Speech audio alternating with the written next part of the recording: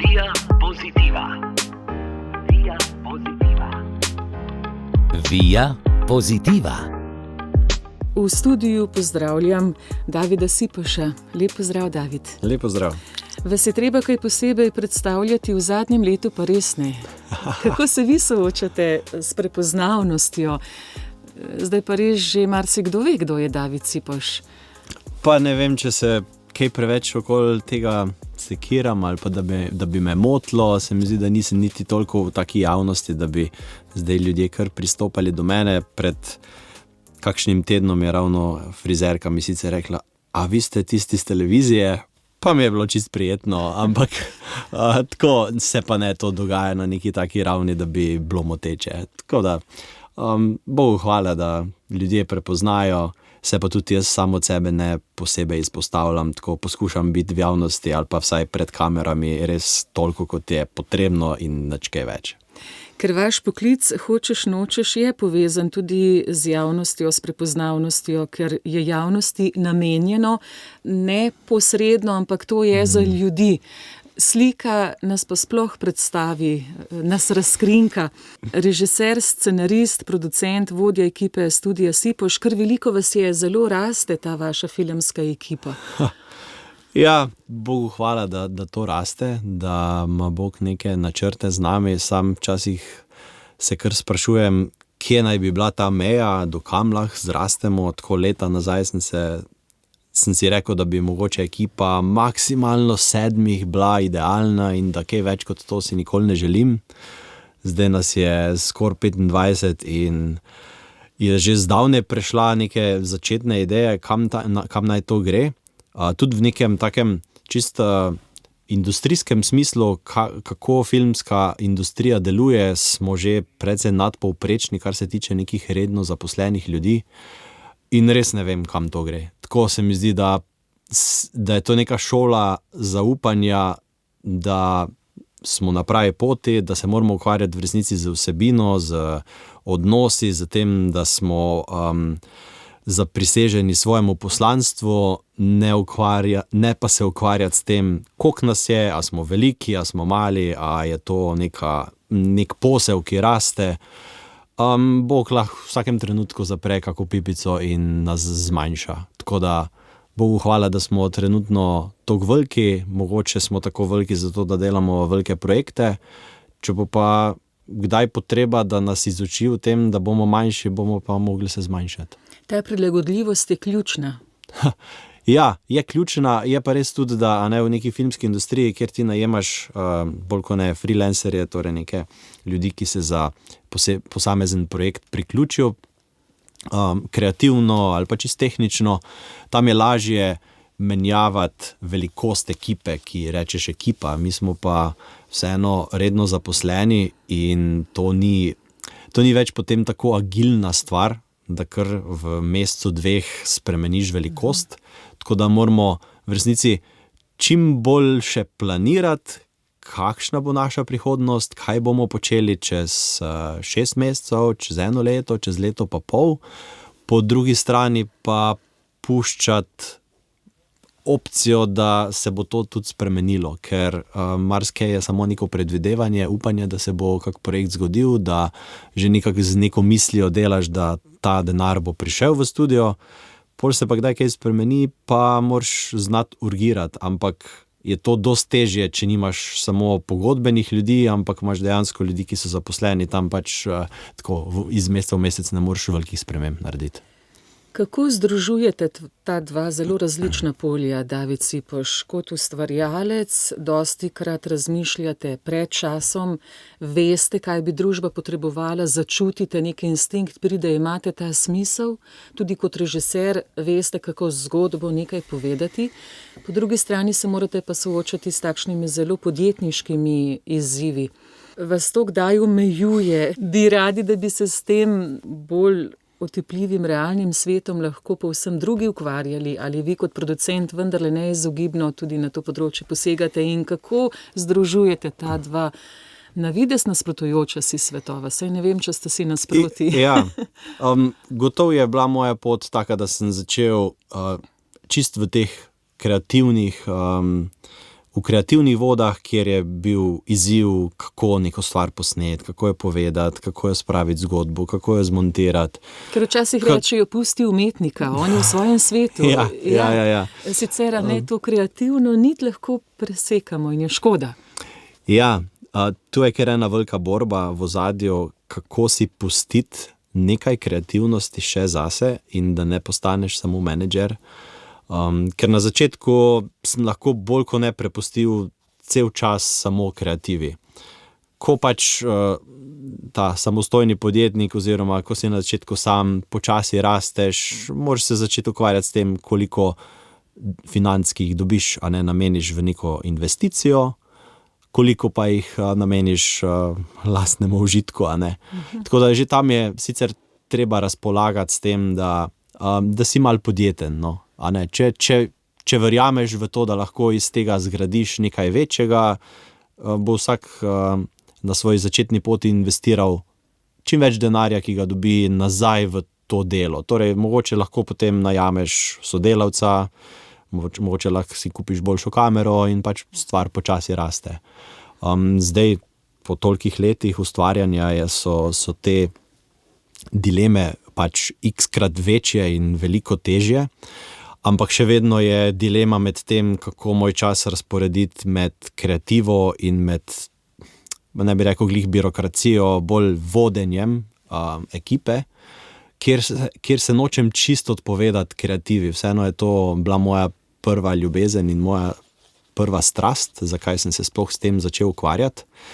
In ne berem sicer veliko nekih teh podjetniških zgodb, ampak se sliši, a ne, od marsikoga, da na začetku je bil človek zelo kreativno vpleten v ta svet, katerega je odkrival, potem pa, ko dobiva vedno večjo ekipo, pa praktično rata samo menedžer in direktor in se ukvarja samo s financami. Zdaj, trenutno moram reči, da imam, Bogu hvala, še eno opcijo se držati kreative, to je predvsem snemanje. To so trenutki, ko pač imamo snemalni dan in sem jaz snemalec ponavadi. Imamo režiserja na setu, imamo kostumografe, maskerke, pač igralce, vse po vrsti, jaz sem lahko takrat za kamero in to je v resnici nek tak trenutek, ko svet okoli mene lahko zgine in se moraš v tistem trenutku zelo hitro odločati, kako postaviti luči, kako držati kamero, kako zajeti tisti trenutek, ki je v tistem trenutku pomemben, da se ga ujame. In se mi zdi, da je tudi ta vrste, to je zelo taki, bi rekel, adrenalinski trenutek v mojem letu, torej tisti dnevi, ko se snemajo, da so v redu, da so tako aktivni, tako napeti, glih z tega vidika, da lahko takrat čisto pozabim na vse ostalo, ker vidim, da recimo kakšne bolj naloge, ki bi se jih recimo v studiu lotil, pa bi bile kreativne narave, kar težko potem mešam z tem poslovnim ali pa vodstvenim delom. A ne, ko te ne toliko posrka v trenutek, ne vem, montaža ali pa kaj takega, v resnici je tam potreben en velik fokus, ampak vseeno si samo sam pred računalnikom in moraš imeti izjemno močno spretnost, kako odmisliti stvari, ki delujejo zelo urgentne izven montaže, ampak se vseeno osredotoči na montažo. Tako da recimo pri nečem takem skorda ne najdem več opcije, kako odklopiti možgane v tistem trenutku stran od vodenja in se samo skoncentrirati na neko kreativni trenutek. Tako da poskušam v zadnjih letih res vsaj ta del kreative preko snemanj si zadostiti. Seveda pa je vodstveni del tisti, ki mi mogoče zavzema 80% časa. Pač sem rad še vpleten, recimo, da ekipe ali pa pač ljudje v studiu, ki delajo na raznih področjih, da lahko dodam kako mnenje, pa recimo pogledam kak plakat, pa dodam moj pogled, kaj bi se lahko izboljšalo, ali pa predvsem z neko tako dolgo izkušnjo, ko sem šel praktično skozi vse postopke tudi sam, lahko marsikje vidim, kje se bodo ujeli v kako past, ali pa jim rečem, tu pa na to pazite, pa vseeno imam konec koncev pri marsikateri še neko zadnjo besedo ali pa zadnji pregled nad kvaliteto. Tako da tu še malo recimo sem lahko vpleten. Je pa gotovo, da zdaj, ko recimo ne prakticiram marsikjerega področja, ki sem ga včasih več, tudi na tistih področjih. Imam sicer neko predznanje, pa nek občutek, pa neko mnenje, nisem pa več, da bi rekel, obrtniško tako spreten na tistih področjih, ker praktično drugi ljudje delajo to vsak dan 8 ur, jaz delam to 5 minut na teden, pač me prehitevajo v marsičem, mogoče je pa tisti občutek, tista stvar, ki jo lahko še obdržim. Čez 2 leti bo vaše jubilejno. Takrat boste dosegli nek življenjski mejnik. Se vam zdi, da je uspeh prišel pozno, ravno prav? Prestopili boste tista srednja leta. Veliko ste vlagali, veliko ustvarjali, saj tudi več kot 10 nagrad prejeli, saj ste delali in dobili potrditve.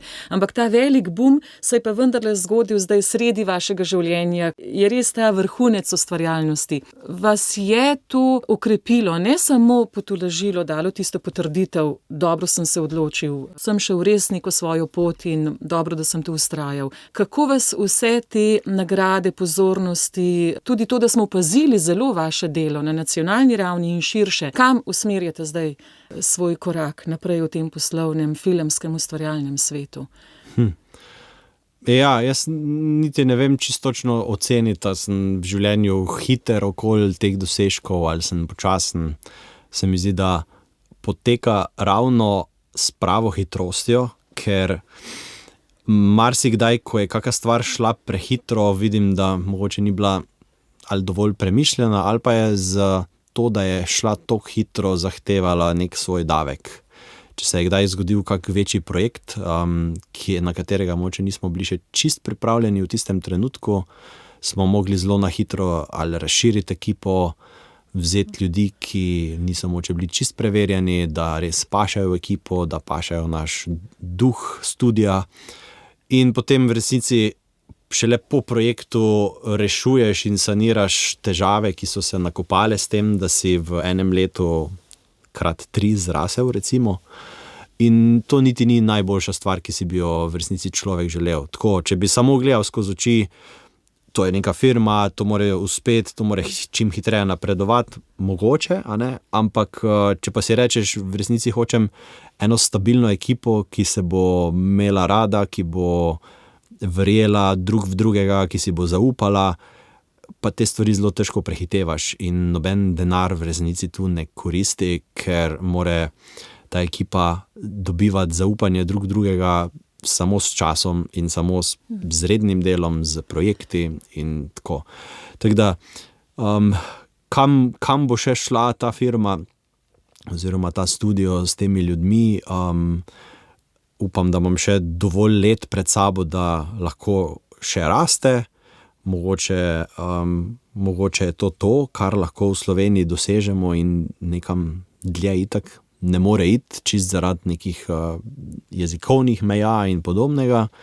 Ampak to so vse vprašanja, ki se jih skozi ta leta učim, da nimam jaz odgovora na njih. In tako, pač v zadnjem času smo res veliko časa namenili, recimo tudi glih temu zaupanju, da smo na pravi poti skozi zgodbo, recimo Mati Angelike, ki je ustanoviteljica te ameriške katoliške televizije EWTN, s katero tudi mi veliko sodelujemo.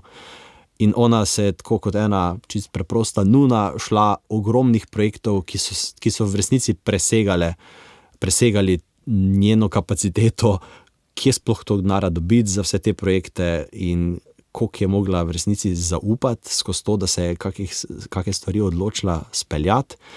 In v resnici je ona tudi rekla, da lej Bog, ti poskrb za denar, jaz bom pa skrbela, da delamo dobre stvari. In tudi mi moramo v resnici se držati nečesa podobnega, ker če se samo okoli denarja sekiraš, vidiš, da marsikdaj nimaš odgovora in je lahko odgovor sicer za prvim ovinkom, za katerega pa ne vidiš, in ima Bog že pripravljene ene stvari, da bo poskrbljeno za celo ekipo, ampak je to kar en velik pritisk, no,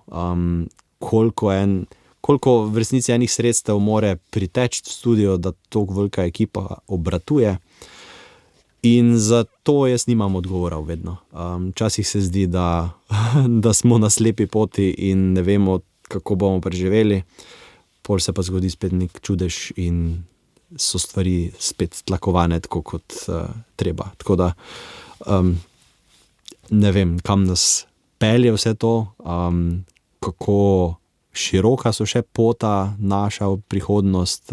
Zdaj, ko sem nekje na sredi življenja, upam, da lahko naredimo še veliko dobrih filmov, ki bodo ljudi približali k Jezusu, k resnici, k spravi. Ampak meni se zdi, da smo ves čas na preizkušnji. Če ostajamo zvesti svojemu srcu, če ostajamo zvesti poslanstvu, tudi evangelizaciji, in če ne bomo ostali zvesti, mislim, da nas Bog lahko hitro uniči ali pa pač zmanjša.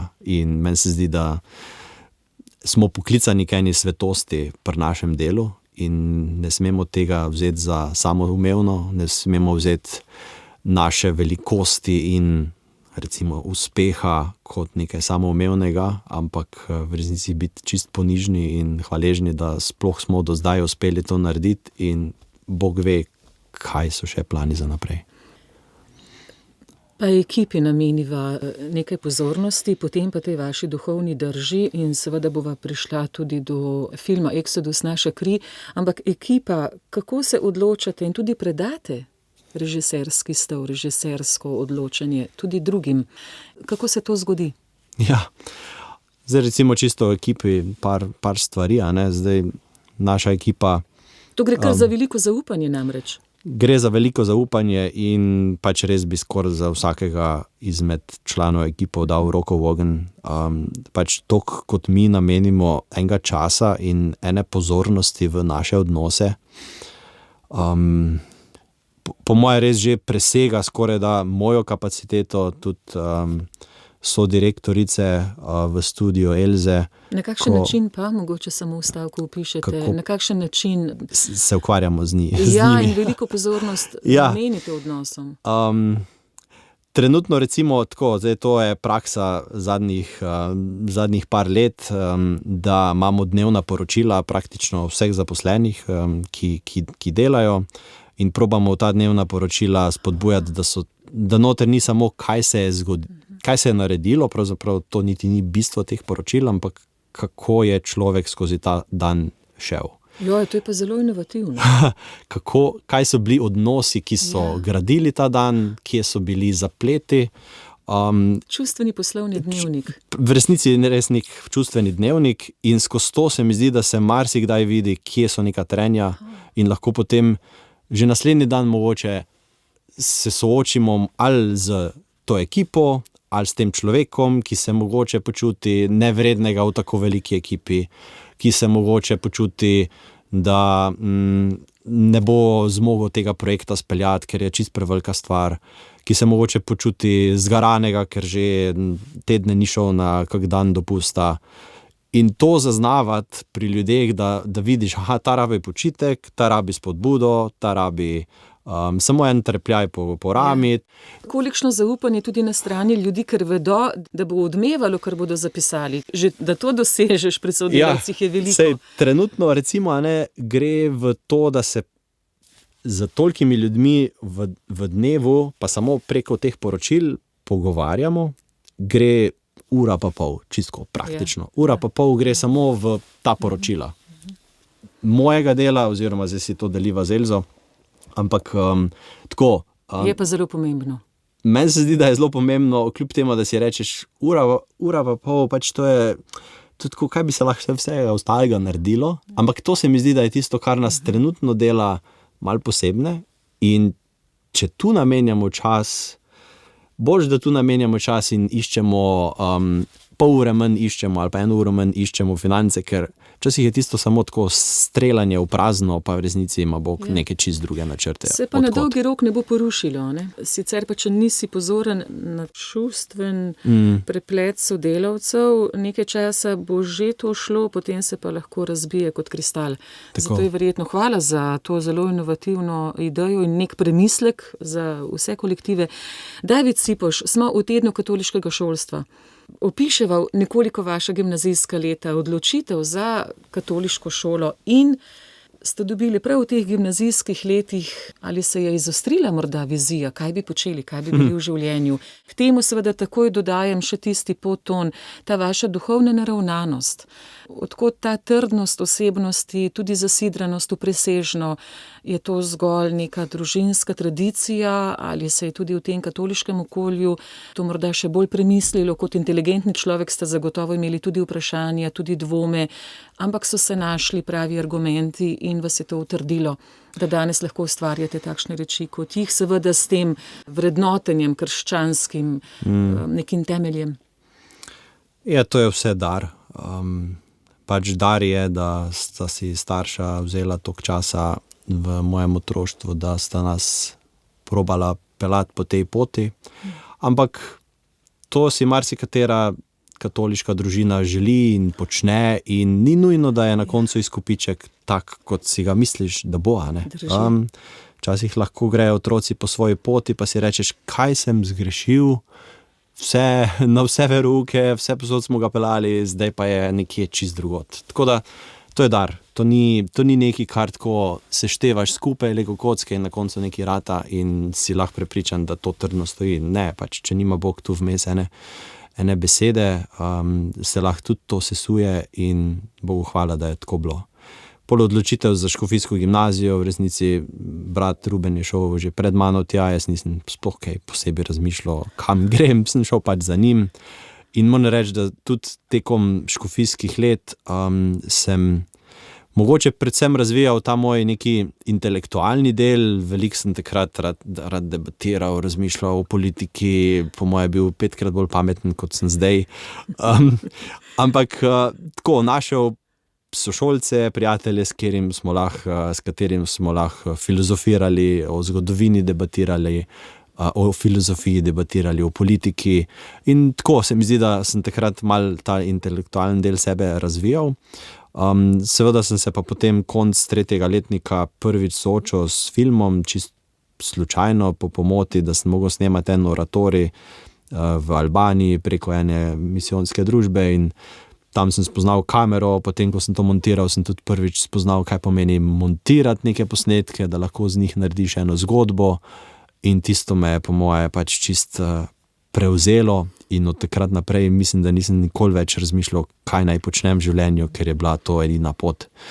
In potem je bila seveda pot naprej še skozi nekaj let akademije, ampak najbolj sem pa seveda se našel v tem, da sem delal kratke filme na začetku za razne naročnike. Vedno pa mi je bila želja snemati kakšne igrane filme, tako da sem šel potem v čim bolj v to smer. Dokumentarna primes k tem filmom je dostikrat bila mogoče rešitev, da lahko z nižjim proračunom vseeno naredimo kak filmček, pa tudi ima svoje čare, kjer lahko mogoče malo več eksperimentiraš z različnimi pristopi. Seveda pa me je ta povezava do Boga oziroma do krščanstva ves čas nekako držala se, Bogu hvala, da nisem imel nekega takega odcepa. Vidim pa mogoče v zadnjih letih, da v resnici sem imel nek odcep in ne vem, se počutim, kot da šele zdaj ugotavljam, kako zelo stran sem od nečesa, kar bi moral biti. In me je zdaj v zadnjih letih Bog res poslal skozi ene take trpeča leta, ko si jih poskušam osmisliti, da so klic k njemu, da me je zlomil zato, da me pokliče k sebi. In kljub temu, da je firma ogromna, da vse navzven deluje, kot da gladko teče, je v resnici v ozadju veliko trpljenja in si v resnici poskušam to samo razložiti na ta način, da Bog hoče večje stvari z mano. Mogoče večje niti ne pomeni več zaposlenih ljudi ali pa večji filmi. Mogoče samo pomeni bolj poglobljene stvari. Mogoče samo manj ljudi v firmi, pa da so tam odnosi boljši. Mogoče moram jaz biti večji zgled ostalim. Tako zavedam se, da je moja vloga pred tolikimi sodelavci zelo pomembna in gotovo gledajo na mene kot, ne rečem nujno vzor, ampak vseeno nekdo, ki mora z svojim življenjem kazati to, kar govori. In če sem jaz tu upornik proti Bogu in njegovim načrtom, pač imam veliko narediti še na sebi in tem, da hočem stvari po svoje in hočem, da bi stvari bile drugače v življenju. In se mi zdi, da smo učitelji, recimo, da sem jaz zdaj učitelj za moje sodelavce, ne, pravzaprav poklicani k veliko bolj strogim pravilom, kako Bog gleda na nas. Pač mi smo res odgovorni za mnogo življenj. Nisem samo odgovoren za to, da dobijo vsi ti ljudje plačo in lahko preživljajo svoje družine in sebe. Odgovoren sem tudi, kaj delam, kako delam in ali je to dobro v Božjih očeh. In mene je tukaj malo strah, ko pomislim, da sem poklican na to pot, da nisem samo en delavec, ki dobro opravi svoje delo in dobi pohvalo za to, ampak jaz sem v resnici 25krat poklican k tej nalogi in 25krat bolj strogo bom obravnavan. David Sepoš, najlepša hvala za to odprtost. Se mi zdi, da ste nam prav odprli srce in sem kar ganjena in mi gre na jok od tod, ali je pravzaprav to nujnost in brez tega sploh ne gre, brez tega tudi ljudje ne bi tako gledali in čutili dobesedno tudi ob filmu Exodus, Naša kri. Da v takšne zgodbe vstopamo, kljub tolikšnim in predsodkom in zamahom z rokami, pa zakaj to polpreteklo zgodovino vedno znova obujate, kako se pišejo scenariji, kako se vam približajo, se vam odkrivajo osebnosti, ki kričijo očitno, ki tudi želijo, da imajo svoj glas, čeprav v preteklosti nekje že pozabljene, pokopane, ne z obeležjem, ampak nasilno. Pa vendarle očitno je ta glas tako močan, kričijo in nekdo jih pač sliši, vi ste jih slišali, kako se pišajo, sploh izbor teh scenarijev, pa kateri osebnosti boste dali znova ime in priimek? Ja, ta film Exodus 1945 je v resnici tako v moji glavi nastajal že dolg časa, ne zdaj, tako dobesedno ta film, ampak zgodba Slovencev, ki so morali zapustiti svoj dom, me je spremljala praktično že od takrat, ko sem snemal svoj ta prvi film o sestri Tončki Krajni z naslovom Čudež, ko se je zgodil na Brezjah, ko je spet shodla. In ona je bila recimo ena izmed teh Slovencev, ki so takrat bežali, ki je šla iz Avstrije potem naprej v Argentino. In recimo ona je bila neka tudi povezava, ker sta bila takrat prijatelja v taborišču z enim gospodom, ki je pa v Clevelandu na koncu pristal. Večkrat sem šel v Cleveland, prvič zaradi enega kratkega filma, Kresnik ognjeno izročilo, ampak potem naprej pa ravno zaradi slovenske skupnosti. In s tistim gospodom Rudijem sva večkrat prijateljevala, se pogovarjala, bil je res človek, ki me je vzel tako za enega svojega vnuka. Ampak takega, s katerim je pripravljen debatirati in tudi mogoče iskati poti, kako Sloveniji povedati njihov del zgodbe ali pa mogoče samo njihov križ, ki ga nosijo, da bi postal znan ali pa da bi mogoče dobil eno svojo luč. In torej, to je takrat, ko sem se z gospodom Rudijem spoznal, to je bilo leta 2015, pa potem naprej sem še leta in leta večkrat hodil v Cleveland. Smo večkrat tudi debatirala, da bi tak film moral nastati in pri njemu sem imel večkrat ta pitch, se reče, torej, da probaš predstaviti mu en projekt. On je vseeno bil en kar uspešen podjetnik in bi lahko plačal kak film. In mi pač ni uspelo ga nekako čist premakniti. Ampak potem je pa končno enkrat sem si rekel, ok, nikoli ni ratalo, enkrat če probam, pa nikoli več. In takrat, ko sem še enkrat probal, smo končno posneli ta film Nebesa pod Triglavom, ki v resnici govori o njegovi mladosti. V to zgodbico smo malo pletli tudi eno tako ljubezensko zgodbico, ampak skozi oči enega fanta, kako je doživljal vojno dogajanje, začetke pobojev po vaseh. In potem sem s tem filmom prišel do njega, mu ga v domu upokojencev oziroma skoraj bolnica bila tisto, pokazal ta film, ker ni imel praktično skoraj nič več koncentracije, da bi ta film dejansko pogledal. Tudi slišala sva se komaj kaj, se mi zdi, da mu slušni aparat takrat nič kaj ni več delal. Tako da se mi je zdelo pač zelo lepo, da je ta film približno videl, vsaj tako par slik, ampak ni pa cele zgodbe videl. Potem smo pa imela še par mesecev kasneje en telefonski pogovor, kjer pa je bilo presenetljivo dobro, tako da sva se lahko res ujela, pa se malo pogovarjala. Njegova hčerka je pomagala, da je telefon prinesla k njemu. Potem pa zvem par dni kasneje, da je umrl, torej sem v resnici govoril tako res par dni pred njegovo smrtjo.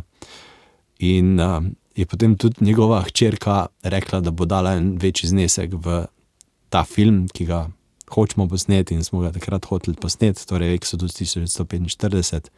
Tako da so oni nekako premaknili to začetno goro, da se je ta projekt sploh začel valiti. Potem smo seveda mogli iskati še naslednja sredstva, da smo potem to celo stvar sfinancirali. Ampak to je bil recimo eno tako ozadje tega projekta. Seveda je pa tudi Vid Planinc, režiser tega projekta, bil eno tako pomembno gonilo, ko je pa tudi par let nazaj k meni pristopil z idejo, da bi bilo fajn to posneti, pa smo potem prvo posneli en taki kratek napovednik, sam zato, da smo iskali sredstva, pa nas je že tisto veliko stalo, pa pri njem vedno se moram tako nekako sprijazniti s tem, da njegove ideje so zelo drage in nas bo veliko stalo in da bomo mogli najti veliko financerjev, ampak se je iz tistega napovednika potem zgodila ta stvar z gospodom Rudijem, se je potem stvar zgodila tako, da smo našli še ostale donatorje in da se je tudi ta film lahko posnel. In on res živi za to, da dela dobre stvari, res tako talentiran je x-krat bolj od mene in stvari, ki se jih loti, res lahko samo občuduješ. In tudi z enim takim srcem je pri teh stvareh, sploh pri stvareh, ki jih je nekako, so se rodile tudi v njegovi glavi. Tako da pač je ena kombinacija večjih ljudi, ki si je to srčno želela povedati, in to so zgodbe, ki so nagovorile recimo tudi njega skozi to, ko je raziskoval razne zgodbe iz tega obdobja. In tako se je tudi rodila ta zgodba, da smo na koncu probali tudi izbrati čim bolj civiliste, da ne gremo tako med neke vojaške zgodbe, ampak da so to res zgodbe navadnih ljudi, ki so pač se znašli v primežu tiste vojne oziroma konca vojne in ki so videli, da če ne zbežijo, ne bodo več mogli ohraniti svojega življenja. Tako da pač Bog je blagoslovil na 100 načinov, da je ta projekt sploh ratal. In mnoge prav skozi sliko, skozi filmsko pripoved prepriča, recimo, da rečem tako, da da priložnost tudi drugačni resnici naše preteklosti. Ja, zgodovino lahko vsak po svoje interpretira, vsak skozi svoje oči tudi razloži.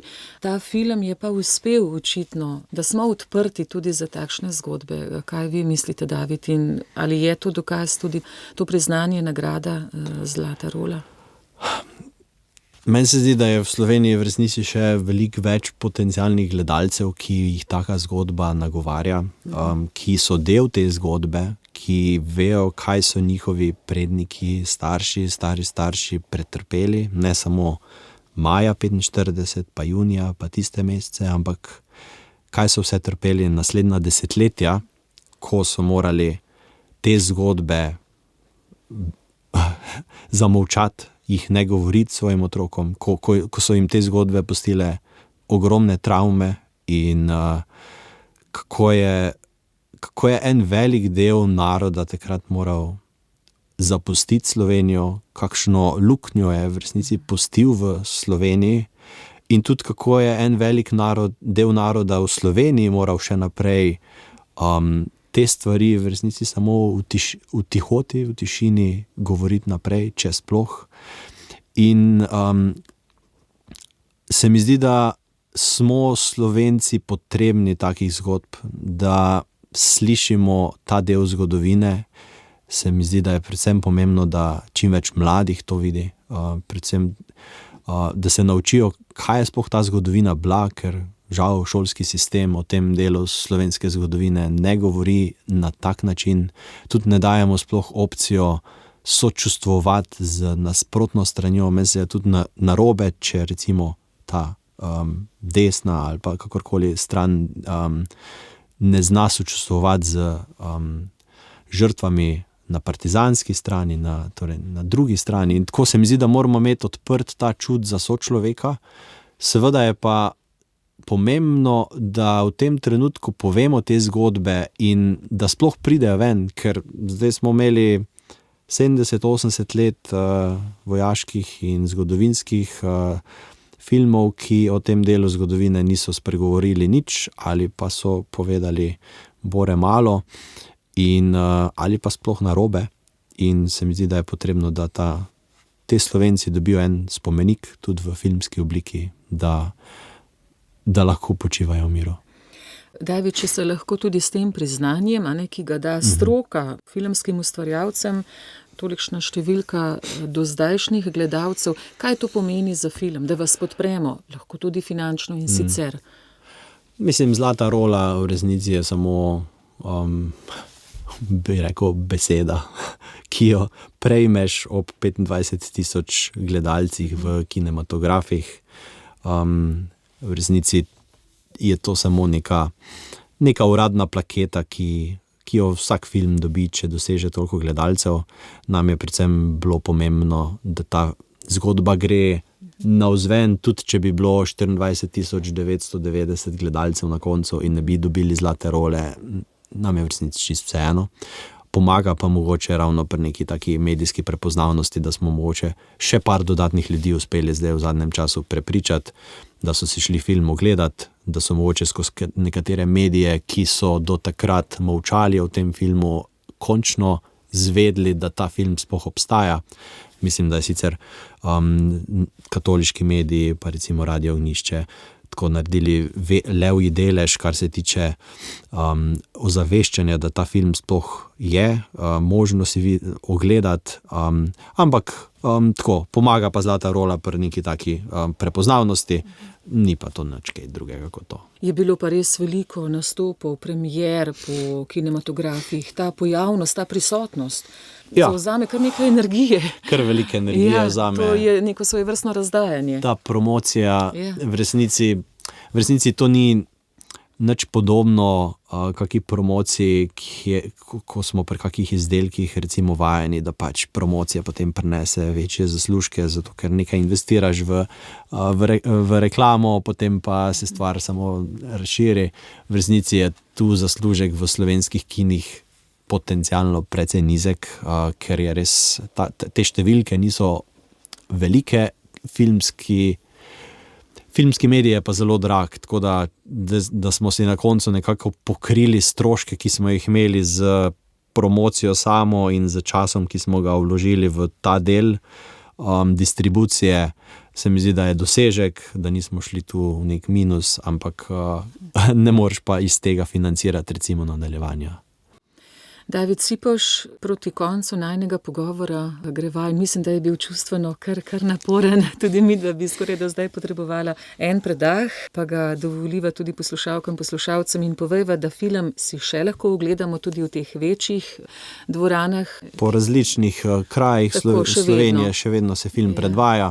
Mogoče se bo tudi v naslednjih mesecih predvajal kje v kakih malo bolj lokalnih dvoranah, kakih kulturnih domovih, tako da gotovo ta film Exodus 1945 še bo živel naprej. Seveda smo mi naredili ta film ravno z namenom, da se ga gleda in ni mišljeno, da se ga zdaj da v kak predal in je konec. Tudi potencialni gledalci vas lahko spodbudijo oziroma lokalno okolje, so lahko ta umestni člen, da se film vidi tudi po lokalnih krajih. Tako, seveda lahko kontaktirajo nas, smo z veseljem prisluhnemo idejam, kje se bi lahko ta film še zavrtel. Včasih smo lahko tudi prisotni, ponavadi sicer težko najdemo čas, ampak brez strahu naj ljudje kar pristopijo k nam in bomo z veseljem ta film pokazali marsikje. V tednu katoliškega šolstva vi kot dijak Mariborske škofijske gimnazije ste v našem studiu po predlogu tudi ravnatelja, gospoda Sama Repoluska, pravi, da je zelo, zelo ponosen na takšne dijake, kakršni ste vi, da to je res največja potrditev, da šola s katoliškim ozadjem očitno nekaj dela zelo dobro in zelo prav. In David, preden se razideva, kaj zdaj? Smo sredi aprila. Kako bo živo v studiu, kaj delate, kaj ustvarjate, kje ste ta trenutek? Si lahko privoščite kaj vdiha, da sploh premislite? Je kaj, kar bi še podelili z nami?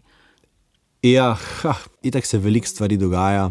Pri nas je tako, da en del ekipe, ki je mogoče malce bolj nov, da so prišli v studio v zadnjem letu, dveh, delajo mogoče na raznih dramatizacijah, ki jih ustvarjamo za ameriško katoliško televizijo. To so igrani prizori, ponovadi zelo zanimivi prizori iz zgodovine cerkve, letos veliko enih Marijinih prikazanj v Italiji snemamo. En del, ki ga zdaj že par let vodimo, je serija o mučencih. Ena izmed epizod bo tudi predvajana maja, tako načrtujemo, o dveh apostolih mučencih, in zdaj letos recimo ustvarjamo par epizod, med njimi so tudi mučenci iz Mehike, iz Cristero vojne, ali pa tudi recimo Ivana Orleanska, Sveti Denis, tako zelo zanimivo potovanje skozi zgodovino. Seveda nas pa tudi nekaj inspirira Sveti Benedikt, upamo, da tudi v njem kaj posnamemo. Malce se pa že tako pripravljamo, vsaj v scenaristični obliki, na nadaljevanje Exodusa, torej naslednje leto bi radi posneli drugi del. Iskrene čestitke za vaše izjemno delo, za vse, kar delate, ker na nek način se mi zdi, da dajete in kisik, da zadiha še drugo pljučno krilo, da se vsaj približno tudi uravnoteži spomin in da se da neko vrednost tudi narodu. Prej ste rekli in me je kar zabolelo, ta luknja, in tega se morda premalo zavedamo, del naroda, narodnega telesa smo zgubili, ali je bilo to usodno, to se bo pokazalo v prihodnosti, morda pa nas lahko to okrepi, tiste, ki smo ostali, ob pomoči tudi takšnih zgodb, kot jih vi ustvarjate. Ja, in ena taka zgodba, to sem prej pozabil omeniti, pa prihaja v kina tudi konec leta z naslovom Kristusovi, ki pa govori o, pravzaprav bi rekel, da nasplošno o trpljenju in odrešenju. Skozi Kristusov pasijon, skozi drinske mučenke bomo razmišljali o tem, zakaj in kako je dal Jezus življenje za nas. David, hvala lepa. Poskrbite tudi zase, ker verjetno je treba nahraniti tudi svojega duha, dušo in konkretno tudi telo, da zmorete takšne projekte. Uspeha, sreče in blagoslova studiu Sipoš. Hvala lepa. Komaj čakamo na vaše nove projekte in znova povabilo tudi poslušalkam in poslušalcem, da sledijo vašemu delu, da vas tudi svojo pozornostjo nagradijo, na nek način pa omogočijo, da boste lahko še dolgo delali in živeli. Gostili smo režiserja, scenarista, filmskega producenta, tudi vodjo ekipe studia Sipoš, Davida Sipoša, ki smo mu seveda zelo hvaležni za to uro časa. Hvala. Najlepša hvala. Via Positiva. Via Positiva. Via Positiva.